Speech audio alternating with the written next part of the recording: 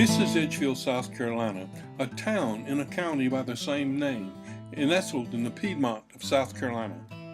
This is one of the oldest towns in the state and has about 5,000 residents. The town square is like that of many small towns, a courthouse, a pool hall, a newspaper, and other businesses. Edgefield is famous for pottery and politics. After a bite to eat at the old Edgefield Grill, where we had a delicious lunch and what can be described as charming surroundings, we went looking for potters.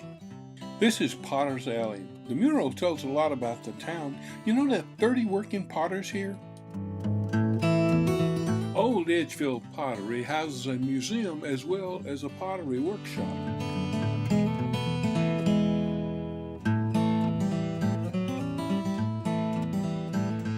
This is Justin Guy, the director of the pottery initiatives for the Edgefield Historical Society. In this diorama, we see a typical pottery operation. In front is a pug mill.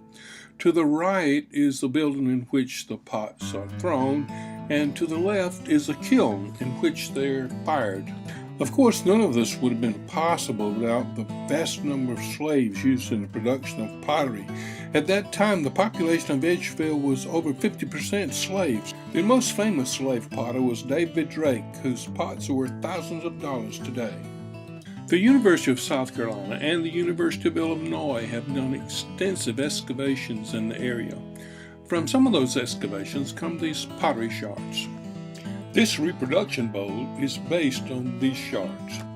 A bit more shopping and we left the potter's workshop. Back on Main Street, we saw this display of the weekly poem by Robert Louis Stevenson. On the square are two things which relate to our nation's capital, the courthouse and the statue across from it. The courthouse was designed by Charleston architect Robert Mills, who also designed the Washington Monument and other federal buildings. Across from the courthouse is a statue of Strom Thurmond, the oldest man to ever serve in the U.S. Senate. He was 100 years old when he last served. Thurmond was also once governor of South Carolina, which leads me to speak of Edgefield's other claim to fame. 10 governors were born in Edgefield. I will mention only a few. Andrew Pickens, the Revolutionary War general, Pierce Mason Butler, who died in the Mexican War, Ben Tillman, and Strom Thurmond. No doubt the most infamous was Pitchfork Ben Tillman, who is still vilified today. He was governor during the late 19th century. Tillman epitomized the white supremacist.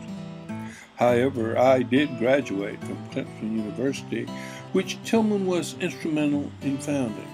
I'm proud to say that nothing in Tillman's character is reflected in the university.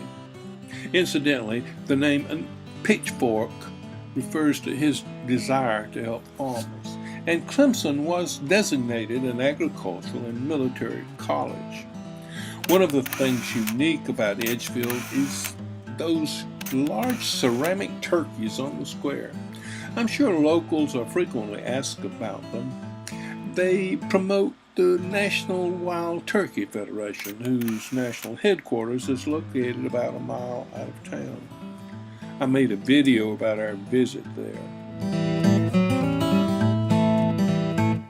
The fields around Edgefield don't grow cotton the way they did 100 years ago. Now the crop is peaches. Cook's always has some of the best. We always stop there for fresh produce.